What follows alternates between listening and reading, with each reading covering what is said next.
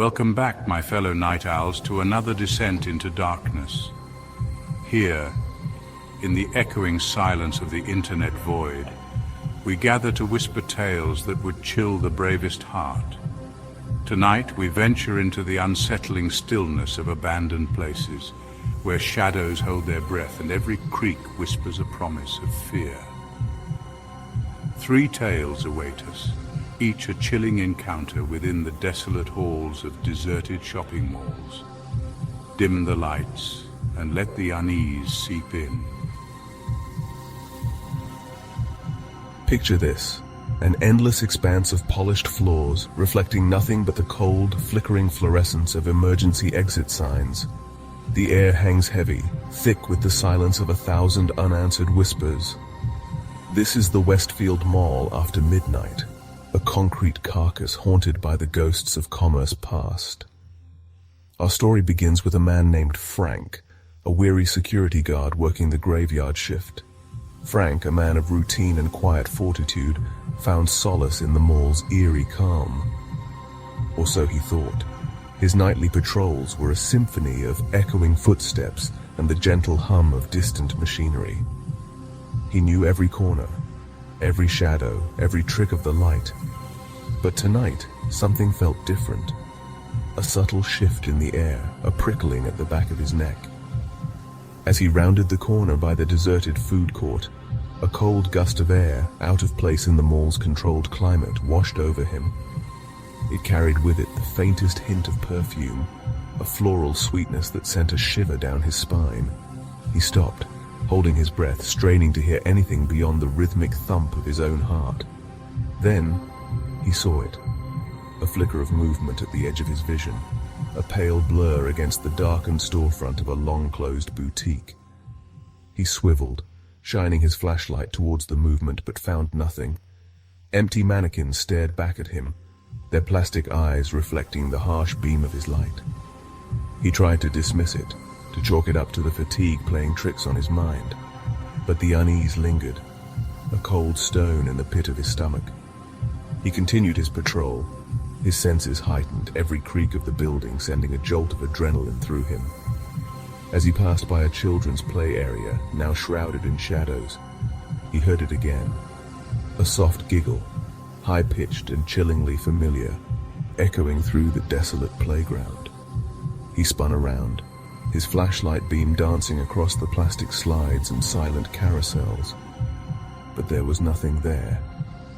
Night after night, the occurrences grew more frequent, more brazen. Whispers seemed to emanate from the empty stores. Fleeting glimpses of shadowy figures darted down the corridors. The sweet scent of perfume lingered in the air, a constant haunting reminder of the unseen presence that shared his lonely vigil. One night, as Frank made his rounds, his flashlight flickered and died, plunging him into absolute darkness. He fumbled for his backup, his heart pounding against his ribs. Our next tale takes us to the outskirts of a forgotten town, where the crumbling shell of a once-bustling shopping center stands as a monument to decay. It's here in this concrete graveyard that a group of friends would stumble upon a horror they could never have imagined. There were 4 of them: Jake the leader, Emily the skeptic, Ben the nervous one, and Chloe the adventurous one, eager to capture every detail on her camera. They had heard whispers about the abandoned food court, stories of strange occurrences, voices whispering from empty kitchens, shadowy figures lurking in booths.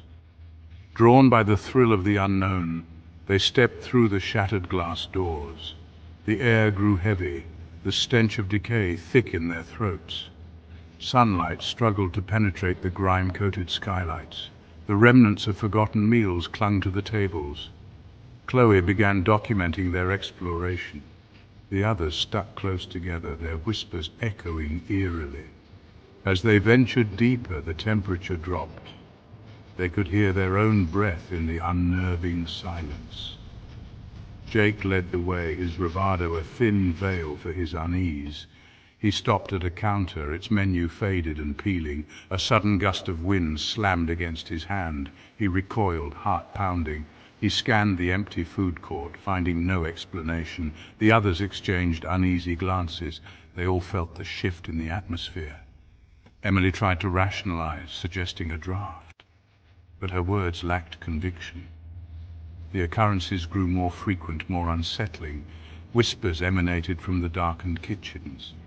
Shadows danced at the edge of their vision. Ben swore he saw a figure dart behind a kiosk. He pointed, but there was nothing there. The fear spread through the group. They pressed on, drawn deeper into the heart of the food court. They reached a corridor lined with empty shelves of restaurants. Chloe stepped into the corridor, her flashlight cutting through the gloom. The air grew heavy, the temperature plummeting. The whispers grew louder, swirling around them.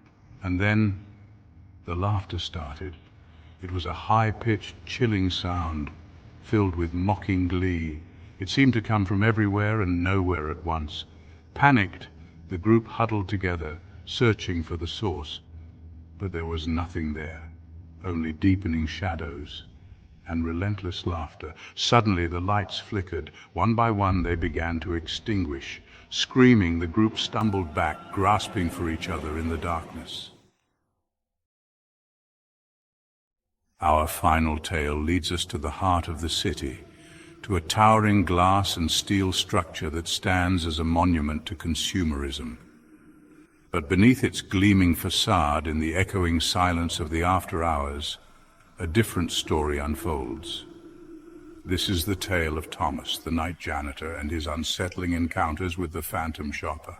Thomas, a man of quiet diligence and unwavering routine, found solace in the solitude of his work. The echoing silence of the empty mall was his symphony, the gentle hum of the cleaning equipment his only companion.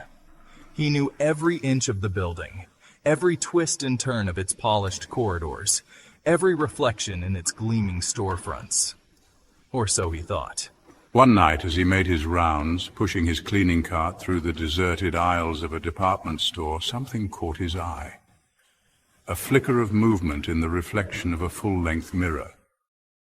He stopped, his hand tightening on the handle of his mop, his gaze drawn to the movement at the edge of his vision. He turned slowly, his heart pounding in his chest, expecting to find a stray display mannequin or a forgotten shopping cart. But there was nothing there, just the endless rows of clothing racks, their garments hanging limp and lifeless in the still air. He dismissed it as a trick of the light, a figment of his imagination playing tricks on him in the stillness of the empty mall. But as he continued his work, a sense of unease settled over him, a prickling at the back of his neck that refused to be ignored. Night after night, the occurrences grew more frequent, more brazen.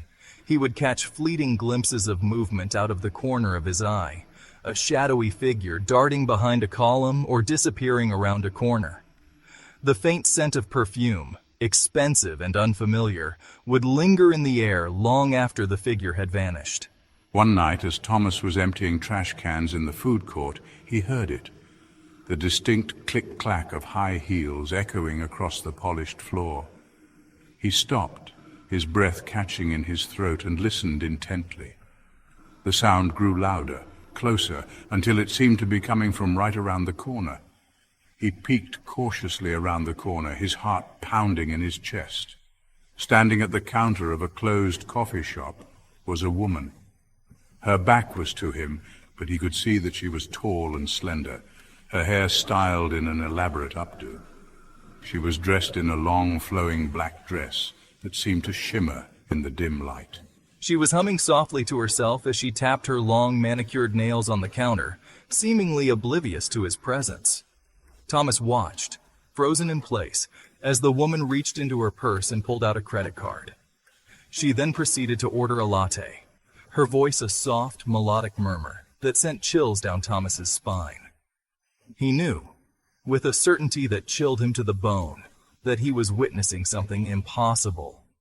The coffee shop was closed, its employees long gone. There was no one there to take her order, no one to make her latte. And yet, she stood there, seemingly unaware of the absurdity of the situation, patiently waiting for her drink. As Thomas watched, the woman turned, as if sensing his gaze. He gasped and stumbled back, knocking over his cleaning cart with a clatter that echoed through the empty food court. When he looked up, she was gone. The only evidence of her presence was the faint scent of her perfume, lingering in the air like a ghostly whisper. Night after night, Thomas's encounters with the phantom shopper grew more unsettling. He would see her browsing the racks in clothing stores, her long, slender fingers trailing over the garments. He would hear her soft laughter echoing through the empty corridors, always just out of sight. One night, as Thomas was locking up for the night, he decided to confront the apparition. He had to know who she was, what she wanted. The fluorescent lights flicker back on, the echo of these tales lingering in the darkness. What seems harmless by day takes on a sinister new life when the crowds are gone and the shadows deepen. If you find yourself wandering the desolate halls of a deserted mall, remember these stories. Be wary of the whispers that dance on the edge of silence, and never, ever look in the mirrors after closing time. Until next time, my friends, sleep well if you can.